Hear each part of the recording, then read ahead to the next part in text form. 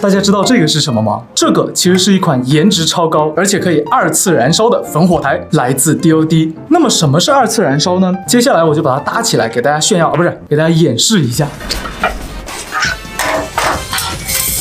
噔噔，这个就是它的完全体了，一个又酷又可爱的迷你烽火台。它2次燃烧的原理就是当木柴燃烧的时候，温度逐渐升高，木柴呢就会释放一些可燃的气体，从这些小气口里面出来，中间的火再把它们点燃，达到2次燃烧的目的。这样的好处呢，就是木柴燃烧的时候会比较充分，火力旺，温度高，适合进行野炊。它还送了你一个小炉架，你可以把炊具放在上面进行一个野炊。第二个优点是因为燃烧比较充分，所以呢烟比较小，但是它还是会有黑烟的。我看到官方的视频呢，甚至还放在帐篷里面使用，我觉得有点过度宣传了，还是推荐大家在户外去使用。你可以看到它底部也有非常多的进气口，两侧也有很多进气口，所以呢就能保证大量的空气进入，充分燃烧。然后大家如果觉得这一款太小的话呢，它还有一个大码的，我觉得太大就不可爱了，所以我还是喜欢这个小一点的。总的来说，这个烽火台安全好上手，好玩又实用，外形呢也非常的好看，非常适合酷酷的年轻人或者是小情侣来使用。秋冬也快到了，还是很推荐大家去玩一玩的。